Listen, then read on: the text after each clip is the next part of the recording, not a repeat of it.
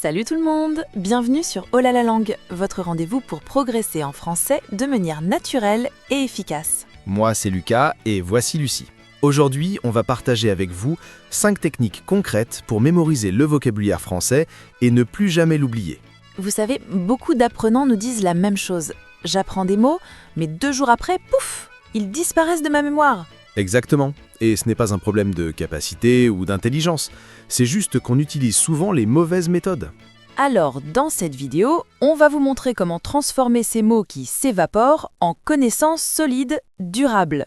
On va prendre notre temps, vous allez entendre des exemples clairs, on va pratiquer ensemble, et surtout, vous allez comprendre pourquoi ces techniques fonctionnent vraiment. Prêt ? Alors, on y va. Bon. Avant de plonger dans les techniques, il faut comprendre quelque chose d'essentiel sur la mémoire. Oui, parce que si vous oubliez vite les mots que vous apprenez, ce n'est pas votre faute, c'est normal. Votre cerveau fonctionne comme ça. Il garde ce qui lui semble important et il élimine le reste. C'est une question de survie en fait. Alors quand vous lisez un mot une seule fois dans une liste, votre cerveau se dit « bon, c'est peut-être pas si utile que ça ». Et hop, il l'efface. Comme quand vous croisez quelqu'un dans la rue une fois, vous ne vous souvenez pas de son visage le lendemain. Mais si vous voyez cette personne tous les jours, si vous lui parlez, si vous créez une relation, là, impossible de l'oublier. C'est exactement pareil avec les mots. Il faut créer une relation avec eux. Une relation, ça veut dire quoi ? Ça veut dire utiliser le mot, le voir dans différents contextes, le connecter à votre vie personnelle. Quand un mot a une place réelle dans votre univers mental, quand il a un sens pour vous, votre cerveau le protège. Il devient impossible à oublier. Alors maintenant, voyons comment faire ça concrètement. On commence par la première technique. Première technique, et c'est probablement la plus importante, n'apprenez jamais un mot tout seul. Jamais. Un mot isolé, c'est comme un poisson hors de l'eau. Il meurt vite. Les listes de vocabulaire, c'est tentant. On se dit « je vais apprendre 50 mots aujourd'hui », mais ça ne marche pas. Parce qu'un mot sans contexte, c'est abstrait. Votre cerveau ne sait pas quoi en faire. Alors, voici ce qu'on fait. On prend le mot et on le place immédiatement dans une phrase complète, une phrase qui ressemble à la vraie vie. Prenons un exemple. Le verbe « charger ». Ça veut dire donner de l'énergie à un appareil électronique. Si vous répétez juste « charger, charger, charger », ça n'a aucun impact. Mais écoutez ça. Je dois charger mon téléphone. Répétez avec moi « je dois charger mon téléphone ». Maintenant, une autre phrase. Je n'ai pas pu te répondre, mon téléphone n'était pas chargé. Encore une. Tu peux me prêter ton chargeur ? Ma batterie est à 0. Vous voyez, 3 phrases différentes, 3 situations différentes. Le mot devient vivant. Deuxième exemple. Le mot « retard ». Ça signifie arriver plus tard que l'heure prévue. Phrase numéro 1. Désolé pour le retard, il y avait des embouteillages. Répétez « désolé pour le retard, il y avait des embouteillages ». Phrase numéro 2. Mon train a 15 minutes de retard à cause d'un problème technique. Et une dernière, je déteste être en retard, ça me stresse énormément. Maintenant, ce mot « retard », vous ne l'avez pas juste appris. Vous savez comment il fonctionne dans la communication réelle. Et c'est ça qui fait toute la différence. Vous apprenez le sens, mais aussi l'usage naturel du mot. Deuxième technique, et celle-ci est vraiment puissante. Rendez chaque mot personnel. Qu'est-ce que ça veut dire rendre un mot personnel ? Ça veut dire le connecter à votre propre vie, à vos expériences, à vos émotions, pas à la vie de quelqu'un d'autre. Parce que votre cerveau retient beaucoup mieux ce qui vous touche directement. C'est prouvé scientifiquement. Imaginez que vous regardez 100 photos de personnes inconnues. Le lendemain, vous vous souvenez de combien ? Peut-être 3 ou 4 ? Maintenant, imaginez 100 photos de votre famille, vos amis, vos moments importants. Vous vous souvenez de toutes. Les mots, c'est pareil. Si c'est l'histoire de quelqu'un d'autre, vous oubliez. Si c'est votre histoire, vous gardez. Prenons l'adjectif « stressé ». Ça décrit quelqu'un qui est tendu, nerveux, inquiet avant quelque chose d'important. Phrase classique, il était stressé avant son examen. D'accord, c'est correct, mais c'est l'histoire de « il », pas la vôtre. Alors maintenant, réfléchissez. Quand avez-vous été stressé récemment ? Avant une présentation ? Un rendez-vous médical ? Moi, par exemple, je peux dire j'étais stressée avant de prendre l'avion, j'ai toujours peur de voler. Et moi, je suis stressé quand je dois parler en public, même devant 10 personnes. Maintenant, créez votre propre phrase. Pensez à un moment où vous étiez vraiment stressé. Cette phrase-là, elle vous appartient. Et le mot stressé aussi maintenant. Autre exemple, le verbe rater. Ça signifie ne pas réussir quelque chose, échouer. Phrase générique, elle a raté son train. Oui, bon, d'accord. Mais votre phrase personnelle, j'ai raté mon permis de conduire la première fois, j'étais vraiment déçu. Ou bien, j'ai raté une opportunité professionnelle parce que j'ai hésité trop longtemps. Vous voyez la différence? Le mot entre dans votre mémoire émotionnelle, pas juste votre mémoire intellectuelle. Et la mémoire émotionnelle, elle ne vous lâche jamais. Troisième technique, et c'est ma préférée personnellement, la visualisation. Votre cerveau adore les images. Il les traite 60 000 fois plus vite que les mots écrits. Alors, au lieu de juste répéter un mot comme un perroquet, créez une scène dans votre tête, un film mental. Quand vous combinez le mot avec une image, forte, vivante, colorée, la connexion devient indestructible. Prenons le verbe grimper. Ça veut dire monter quelque part en utilisant ses mains et ses pieds, faire un effort physique pour s'élever. Phrase simple. L'enfant grimpe à l'arbre. Maintenant, fermez les yeux quelques secondes. Visualisez cet enfant. Quel âge a-t-il? 6 ans? 7 ans? Vous voyez ces petites mains qui attrapent les branches, ces chaussures qui cherchent un appui sur le tronc. Peut-être qu'il y a du soleil qui filtre à travers les feuilles. Vous entendez les oiseaux. Rouvrez les yeux.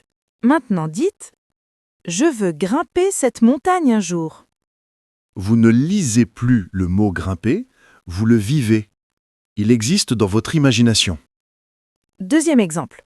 Le mot « embouteillage ». Ça désigne cette situation où il y a trop de voitures sur la route, tout le monde est bloqué, ça n'avance plus. Dites « Je suis coincé dans un embouteillage depuis 1 heure ». Maintenant, visualisez. Vous êtes dans votre voiture, devant vous des centaines de véhicules à l'arrêt. Vous voyez les feux rouges des voitures devant, vous entendez peut-être des klaxons impatients. Vous sentez cette frustration de ne pas pouvoir bouger, cette impatience qui monte. Cette image mentale, elle ancre le mot 1000 fois mieux qu'une simple définition. Alors, chaque fois que vous apprenez un nouveau mot, prenez 5 secondes. Fermez les yeux, créez votre scène. Ça paraît simple, mais c'est incroyablement efficace.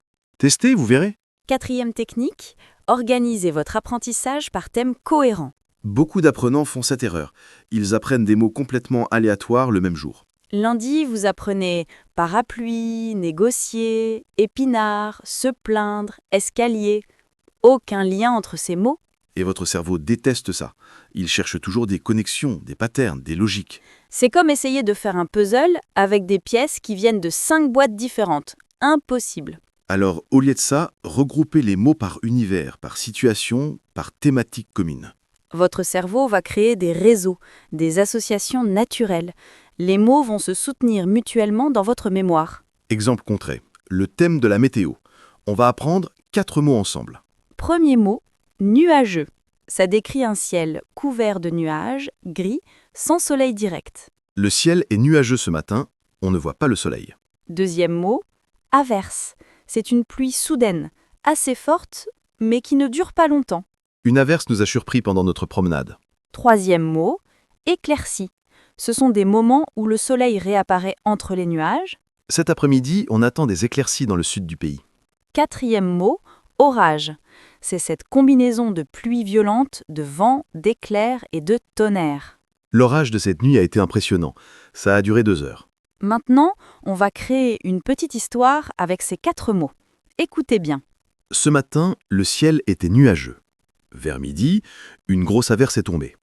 Ensuite, des éclaircies sont apparues, mais le soir, un violent orage a tout recommencé. Ces 4 mots sont maintenant liés dans votre esprit, comme les membres d'une même famille. Ils forment une séquence logique, une histoire que votre cerveau peut facilement stocker. Vous pouvez faire ça avec n'importe quel thème. La cuisine, le travail, les transports, les émotions. L'important, c'est la cohérence. Construisez des groupes qui ont du sens ensemble. Cinquième et dernière technique. Celle qui fait vraiment la différence entre ceux qui retiennent et ceux qui oublient.